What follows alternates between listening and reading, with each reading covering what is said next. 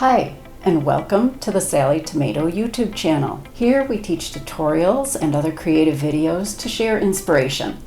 Today's tutorial is the Paloma pattern, a soft, comfortable, hobo-style bag with lots of surprises. A back slip pocket is hidden by the flap closure, and then the flap closure has magnetic snaps keeping your bag securely closed, and the interior pockets help keep your essentials organized. The fringe accents add elements of fun.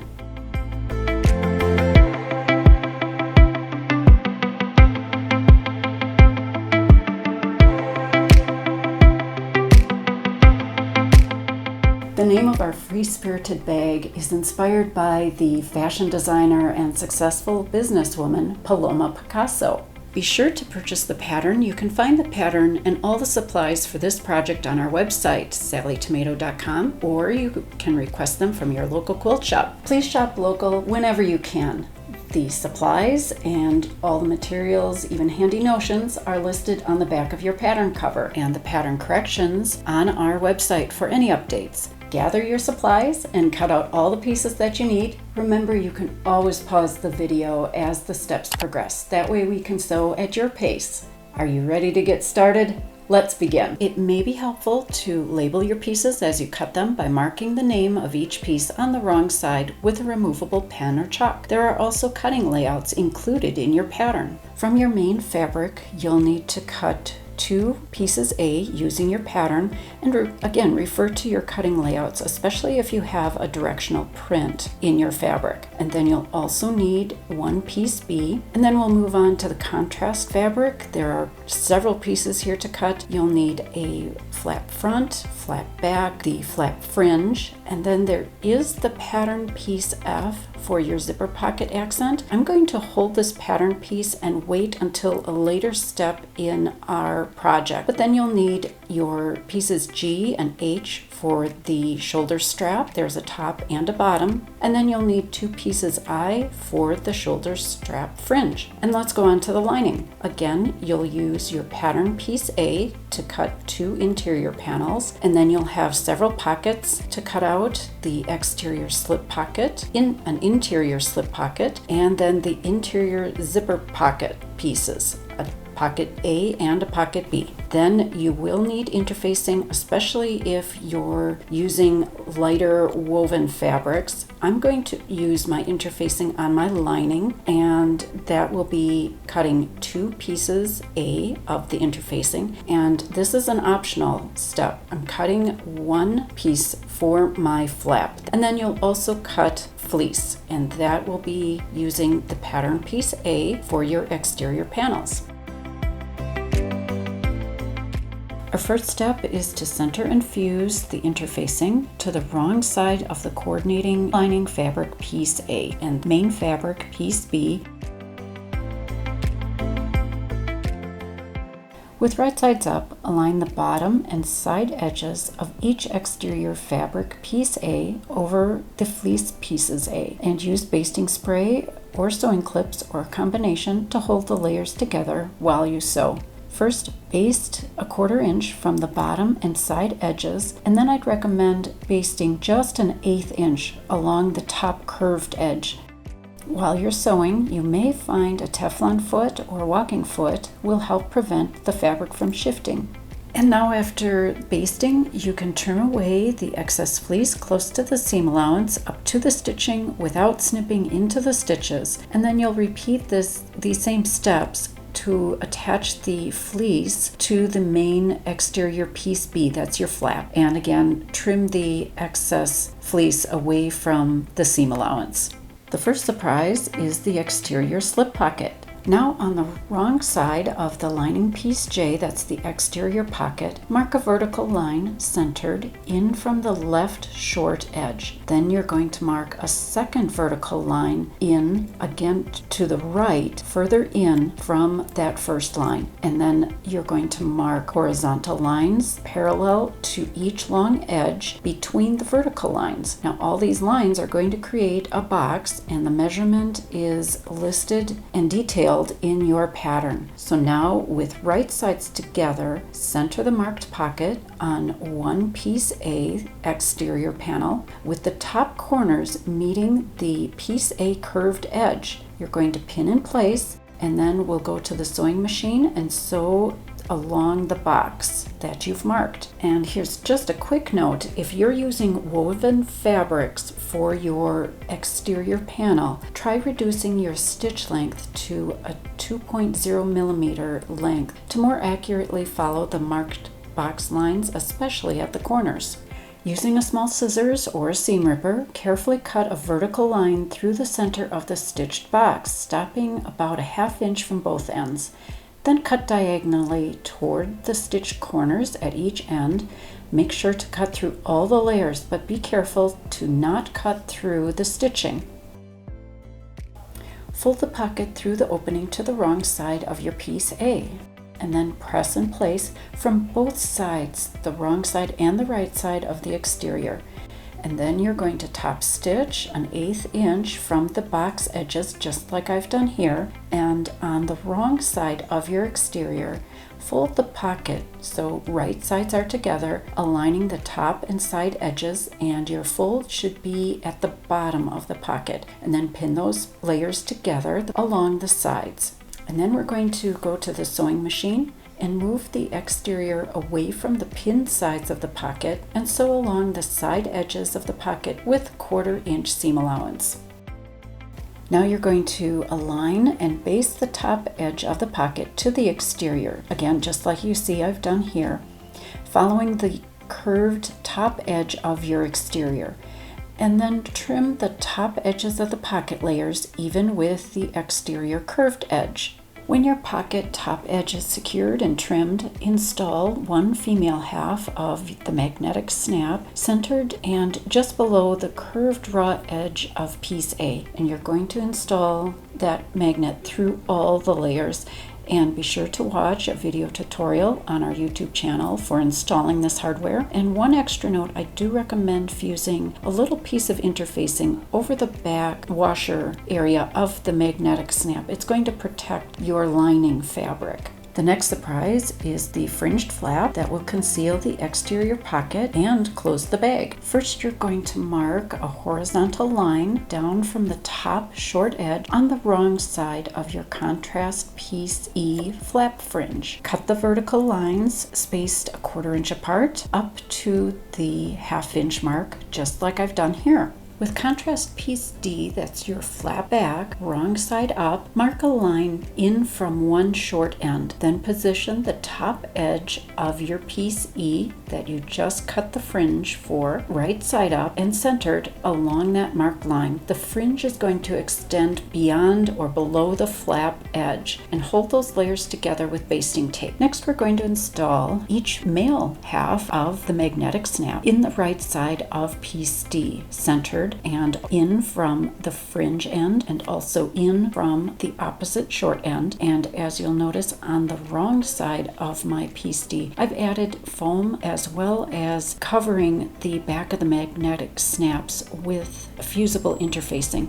The foam will help protect my piece D, and the interfacing is going to protect the fabric that will be layered on top. This is optional, but you can certainly install a metal handmade label centered on the right side in from one short end of your exterior piece B. And if your main fabric has a directional print, position the label to complement your fabric. And also check out Jess's easy to follow tutorial on installing the handmade label on our YouTube channel. Next, we're going to position the main piece B flap right side up over the wrong side of our piece D. Align the short non-fringe and raw ends, and then center the piece B between the long edges of your piece D. And I recommend using basting spray or basting tape to help hold the layers securely. And I'm also using some sewing clips just as a temporary hold here. And let's go to our last piece for our flap flap. That's the contrast piece C. We're going to mark horizontal lines in from the long edges, then mark a vertical line in from one short end. And this is creating a long rectangle shape. Mark a vertical line a 1/2 inch to the left of the rectangle, and then mark and cut horizontal lines for the fringe.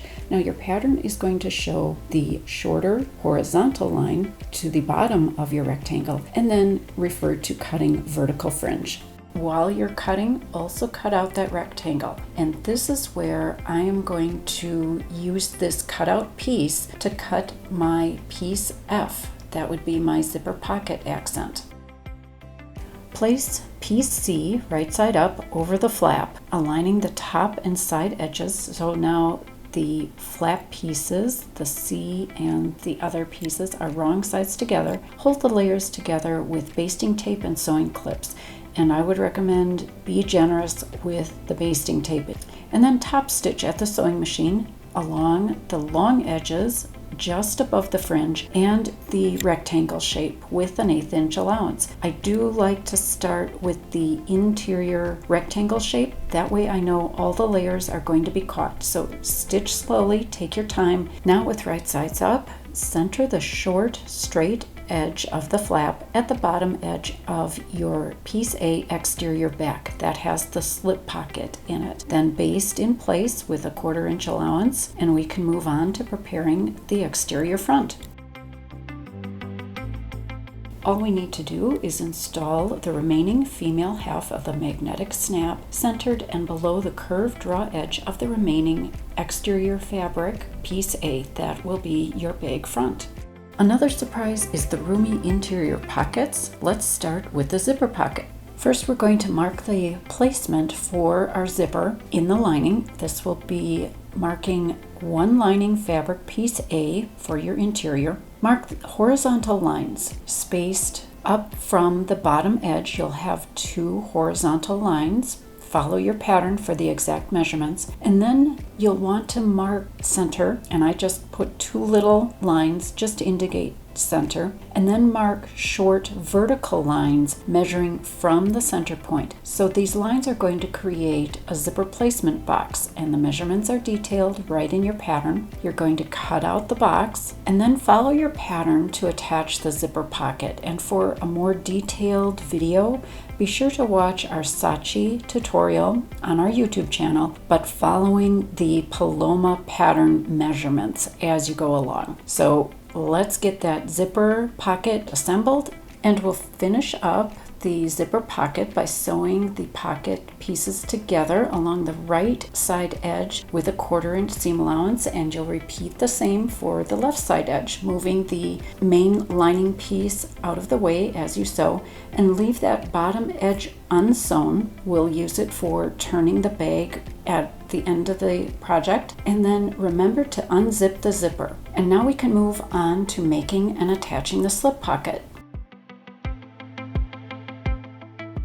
Follow your pattern to make and attach the slip pocket. You'll be using piece K, your interior slip pocket, and the remaining piece A for your interior panel. And refer to the section of preparing the lining in our Townsend video tutorial. That's available on our YouTube channel, and I think you'll find it very helpful. With the slip pocket attached, let's create the darts. With right sides together, match the adjacent straight edges of one dart on the main piece or exterior piece A, that's your front, and sew along the straight edge of the dart with a 1/4 inch seam allowance. You'll repeat for the remaining dart on your piece A, and then for the darts on your exterior back, as well as both lining pieces. And we're ready to assemble the exterior. With right sides together, align all the edges of the assembled front and back. Make sure to align the darts and press the darts in the opposite directions where they meet to help the seam lay flat. You'll then go to the sewing machine and sew together along the sides and bottom curve with a 3/8 inch allowance. Press the seam open and then install one strap arch centered over each side seam, just down from the top of the seam. You may find it helpful to view a video tutorial on our YouTube channel for installing the strap arches. Then leave the assembled exterior wrong side out, and we're going to continue by assembling the lining. With right sides together, align all the edges of the lining panels. Make sure to align and nest the darts, and then start sewing at the top of one side with a 3/8 inch seam allowance. Gradually increase your seam allowance to 5/8 inch as you reach the bottom, then stitch across the bottom, and as you reach the opposite top side, gradually decrease your seam allowance back to the 3/8 inch wide. This technique of increasing the seam allowance in the lining will help your lining fit neatly inside your bag. With the stitching finished, trim the seam allowance to a 1/4 inch wide, then do your best to press the seam open, and then turn the lining right side out.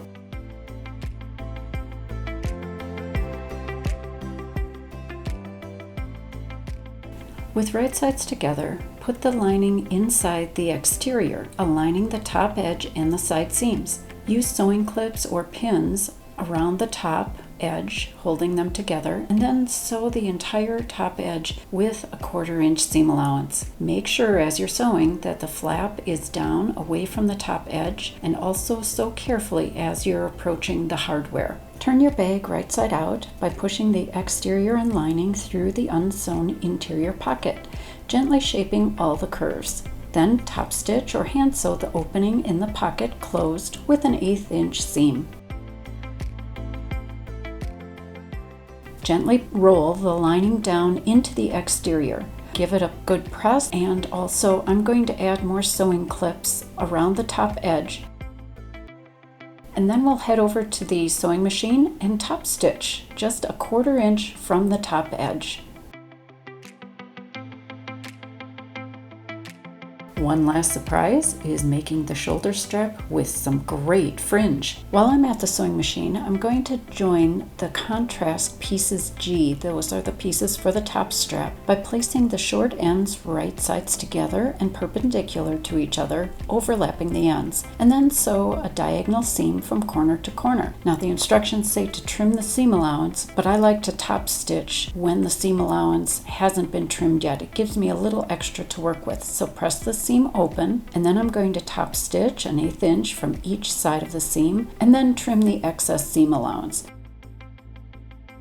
And let's get back to the work table for the next step in our shoulder strap. Be sure to use basting spray, basting tape, and sewing clips to help keep piece H securely in place. With wrong sides together, center the contrast piece H on piece G, that's the seamed piece, aligning the long raw edges. And then at the sewing machine, you're going to top stitch each length side, following piece H with an 1/8 inch allowance. We're going to set the strap aside for just a moment and take some time to mark a horizontal line 3/4 of an inch down from the top short edge on the wrong side of the contrast piece I strap fringe. And you can mark both pieces. Cut vertical lines spaced a 1/4 inch apart up to that 3/4 inch mark, just like I've done here. Punch a hole for a Chicago screw centered just above each short end of piece H. That's your bottom strap. Then mark and cut lines. I'm working vertically, but your pattern is going to call these lines as horizontal. They'll be spaced a 1/4 inch apart, and you'll cut up to piece H to create your fringe. Thread one end of the strap under a strap arch with the fringed portion right side up. Beginning at the top stitching of the piece G, that's the longer part of the strap with the fringe, and with right sides up, begin to tightly wrap and glue in place. And with each wrap, mark and punch a hole aligned with the very first hole that you have just put into the strap. Be sure to use glue to help hold those layers together. Position the strap fringe edge about 3/4 inch below the strap arch. Hold in place with a pair of sewing clips and then repeat the same steps to complete the remaining strap end and the remaining piece eye, that's the strap fringe. Check that there are no twists in the shoulder strap, and then try on your Paloma bag to check the strap length, that it's comfortable for you, and that the fringe ends are equally positioned on either side of the bag. If you prefer a shorter strap, certainly increase the distance between the fringe top edge and the strap arch. And our last step here is to mark and punch a hole at the side seam aligned with the holes in the strap, and then install a Chicago screw securing the strap ends. A bit of permanent glue is really helpful in the hole edges of the bag to help secure the Chicago screw, and it does help eliminate or reduce the fraying that can happen in the fabric of your bag. And be sure to view our Chicago screws tutorial on our YouTube channel. Thank you for watching this tutorial and perhaps even sewing along with me. I hope you enjoy using your new bag, and remember, if you have any questions, leave a comment below and we'll do our best to answer them. We encourage you to share photos of your finished projects using hashtag #SallieTomato and hashtag Paloma Pattern on social media. If you found this tutorial helpful, give it a thumbs up, leave a comment, and be sure to subscribe. That way you'll always know when a new video is ready. I hope you'll also check out our complete pattern line on our website. So thanks for watching and have a great making day.